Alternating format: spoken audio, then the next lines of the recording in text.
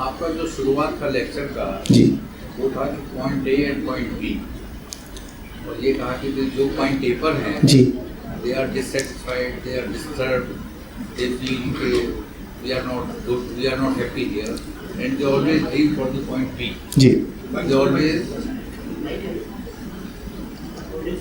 मैं सवाल दोहरा दूंगा, मुझे सुनने दीजिए। मैं यहाँ पॉइंट बी जी, and when he reaches at point B, then he starts feeling कि oh, this is also not good, इससे तो A ही अच्छा था। जी, Then he starts looking at the point C. Ji, So that's why the whole life passes on ji, with frustration and dissatisfaction. जी। आपने कहा कि हम ए पर रहते हैं, वहाँ से बी पर जाना चाहते हैं, पर शांति बी पर भी नहीं मिलती, तो वहाँ से किसी सी पर, फिर उसके बाद किसी डी पर जाना चाहते हैं। मैं एक बात कहूँगा, थोड़ा इस पर गौर करिएगा।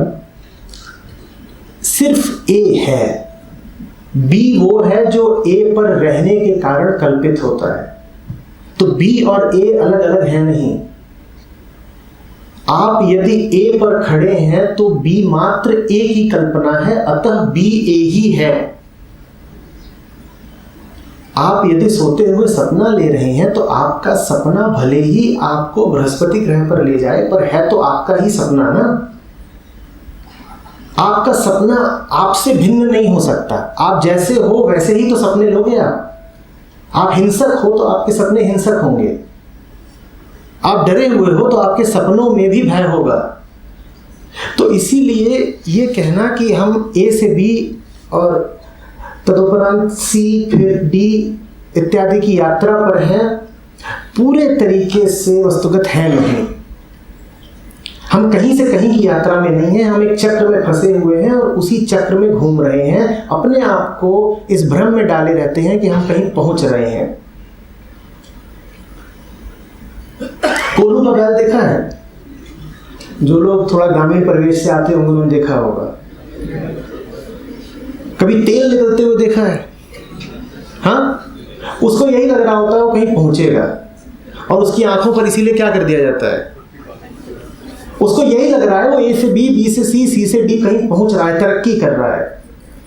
तो कहीं पहुंच नहीं रहा है, वो एक चक्र में फंस गया है। वैसे ही हम हैं, हमें लगातार यही लगता रहता है कि अब कुछ और कर लेंगे तो तरक्की हो जाएगी, प्रगति होगी, कहीं और पहुंच जाएंगे। आप ये समझ ही नहीं पाते कि आप जहां पर हो वहां होने के कारण ही तो सपने ले रहे हो।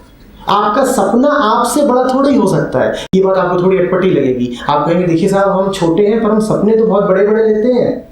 यही कहते हो ना आप, और आपको सिखाया भी यही गया है कि तुम कहीं पर भी हो सपने बड़े रखना। मैं आपसे कह रहा हूं, तुम छोटे होते हो तभी बड़े सपने लेते हो। जो वास्तव में बड़ा हो गया वो कोई सपने नहीं लेता। बड़प्पन की निशानी ही यही है कि सपने पीछे छूट गए। जब तक तुम सपने ले रहे हो तुम बड़े हुए कहाँ?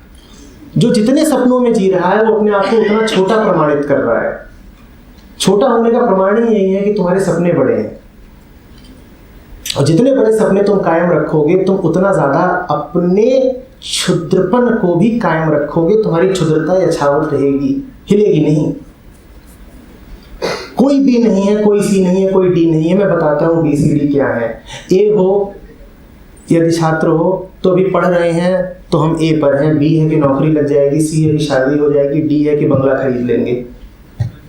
कुछ बदलने नहीं वाला है। ये कहानी बड़ी पुरानी है। ये ABCD सब एक अल्फाबेट में समा जाते हैं। चलती रहेगी। ये आपको देखना है कि इस कहानी से बाहर भी कुछ है क्या। मैं इतना ही कहूँगा, उसकी कल्पना नहीं की जा सकती। आप इस कहानी को गौर से समझ लें तो शायद इसके बाहर जो है वो अभी स्पष्ट हो जाए। बस इस कहानी के भ्रम में फंसे मत रहिएगा, इस उम्मीद में मत फंसे रहिएगा कि यात्रा कर पाएंगे।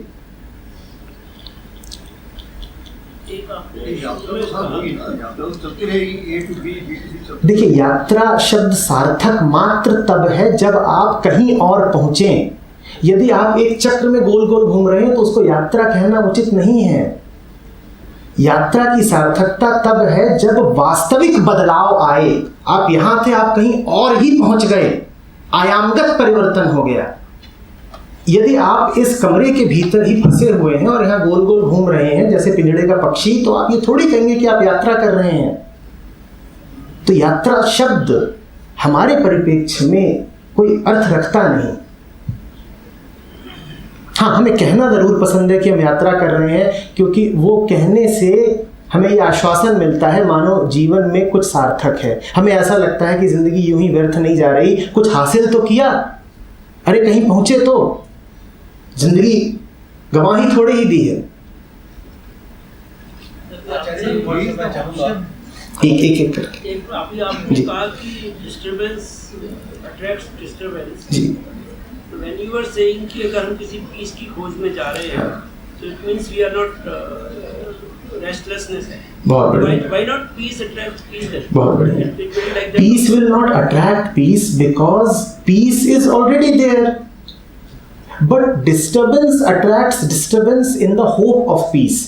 Please understand this.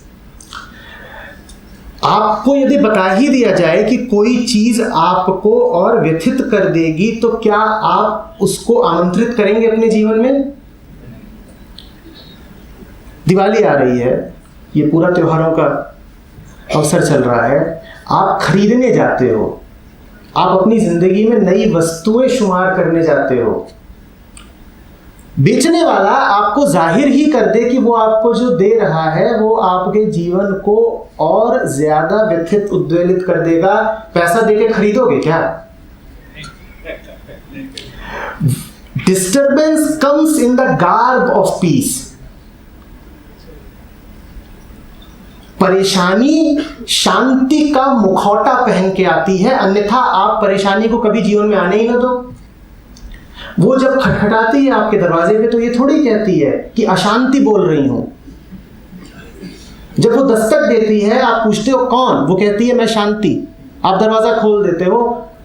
मैं आपसे कह रहा हूं थोड़ा गौर से देखा करो, किसको अनुमति दे दी जीवन में प्रवेश की? क्या है जिसको आने दिया? झूठ यदि ये कह दे कि झूठ है तो उसकी तो जिंदगी खत्म हो जाएगी ना। झूठ की मजबूरी ये है कि उसको भी कहना ये पड़ता है कि वो, तो झूठ हमेशा सच बन के आएगा, अशांति हमेशा शांति बन के आएगी। आप यदि व्यथित हो तो आप शांति की ही खोज में निकलोगे, लेकिन पाओगे अशांति, क्योंकि अशांति के केंद्र से आप जिस भी खोज, जिस भी यात्रा पे निकलेगे, उससे आपको और अशांति ही मिलनी है।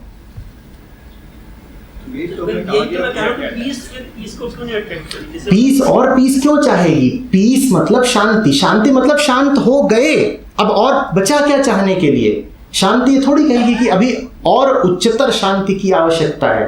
यदि शांति को अभी और शांति चाहिए तो वो शांति नहीं, अशांति है। अल्टीमेट है शांति, आखिरी, एब्सोल्यूट।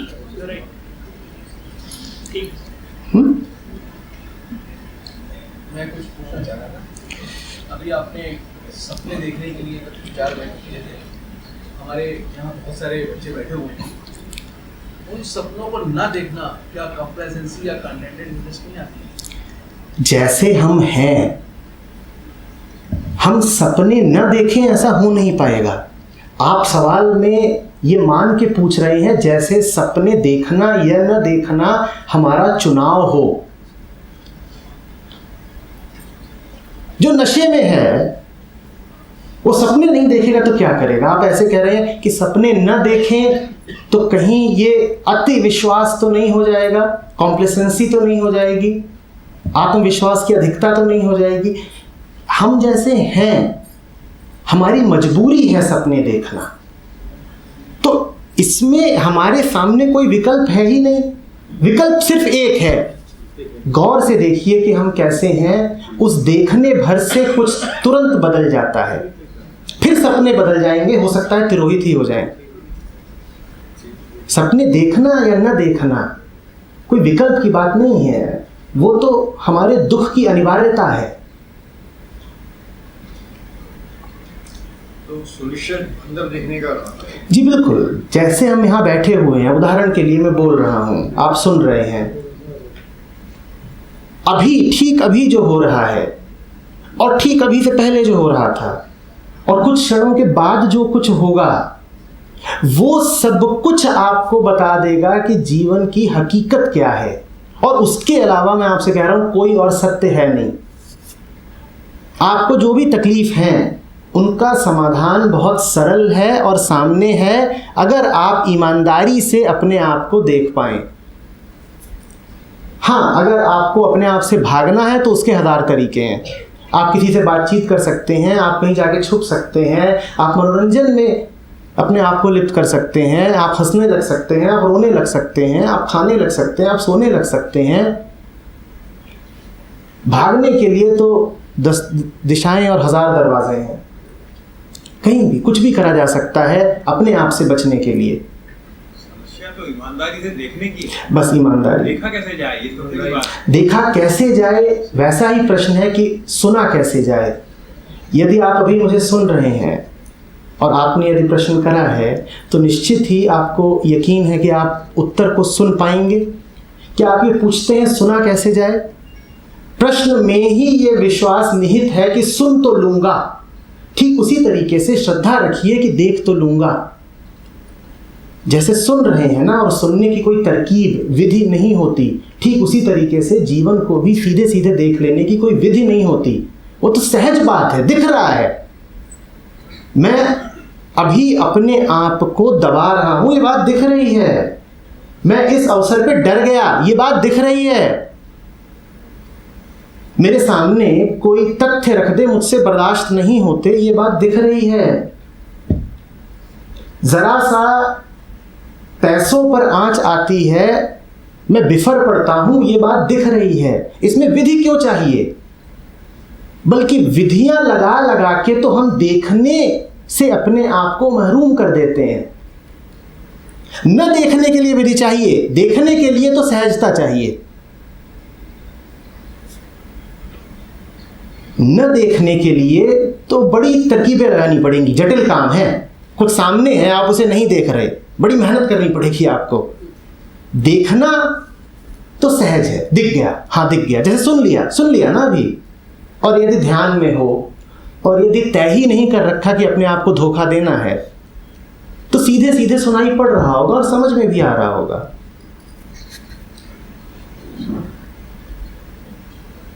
देखिए, कोई समस्या बड़ी नहीं होती।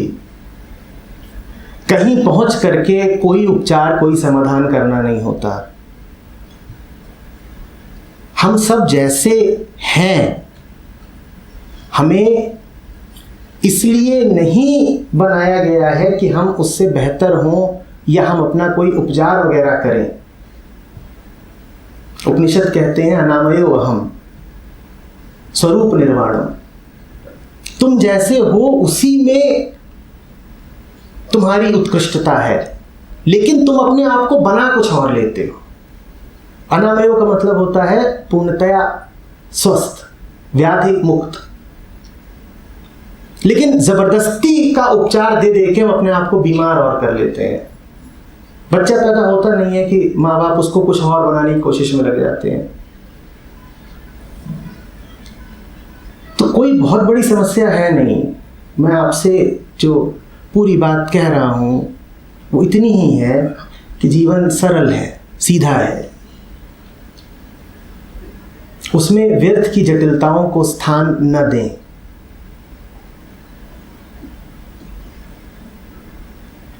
जितना ज़्यादा आप योजनाएं बनाएंगे, जितना ज़्यादा आप जीवन को अपने तरीकों से जीने की कोशिश करेंगे, उतना ज़्यादा आप उलझते चले जाएंगे।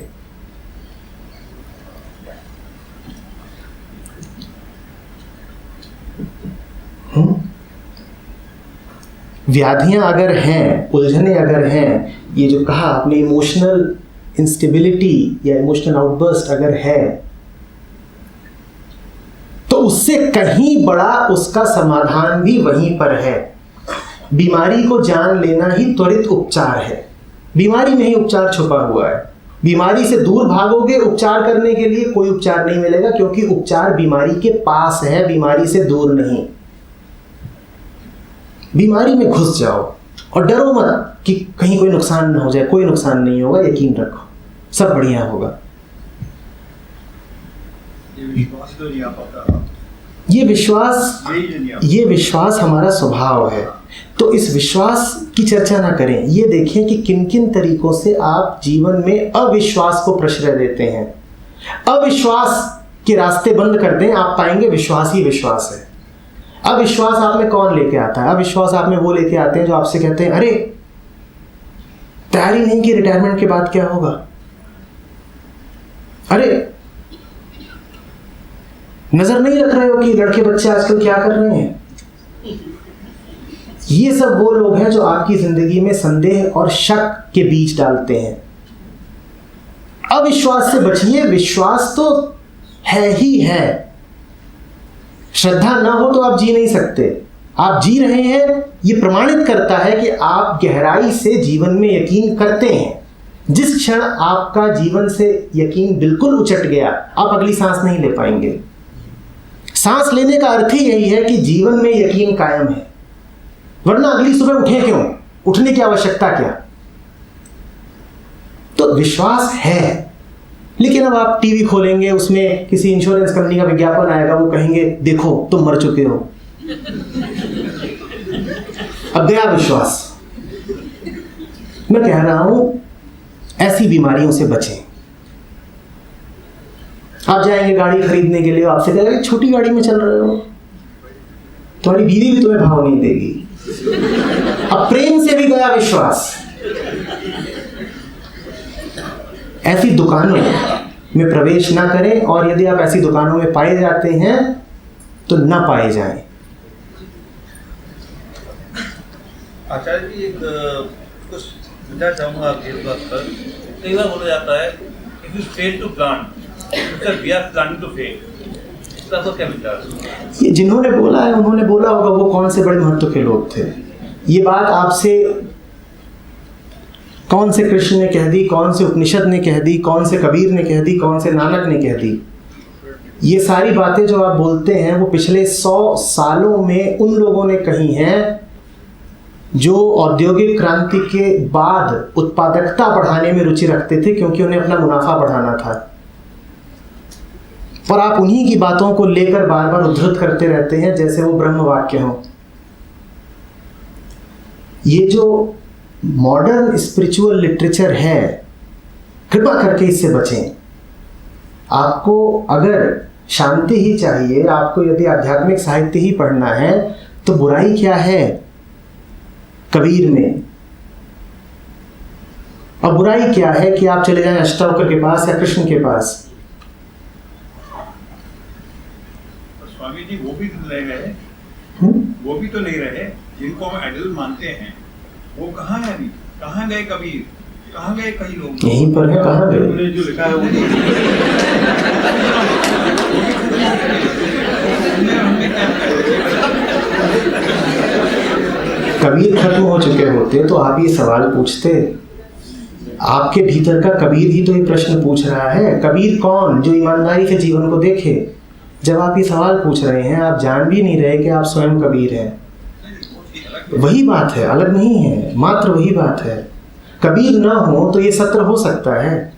कबीर ने जीवन भर क्या किया कि जीवन की जो सीधी सादी हकीकत थी वो सरल भाषा में लोगों के सामने रख दी। यहाँ और क्या हो रहा है? आप क्यों कहते हैं कि नहीं रहे कबीर? आप इसलिए कहते हैं क्योंकि आप कबीर को देखते ही मात्र 15वीं शताब्दी में हैं। आंख खोलेंगे तो आप पाएंगे कि कबीर आज भी है, कृष्ण आज भी हैं। वो कुछ जो ऊंचे से ऊंचा हो सकता था वो आज भी प्रस्तुत है। लेकिन जब कबीर थे भी, तब भी बहुत बड़ी जनसंख्या थी जो कबीर को कबीर नहीं मानती थी। आज आप अपने आप को कबीर नहीं मानते। आंखें चाहिए ना, कबीर हमेशा है। कबीर सत्य है, सत्य का कभी पराभव नहीं होता। जो हमेशा रहे उसी को तो सच्चाई कहते हैं। वो चली थोड़ी जाएगी। ये क्यों लगता है आपको कि कलयुग वगैरह आ गया है तो सच्चाई कहीं छुप गई होगी जाके? जो छुप जाए वो सच्चाई नहीं।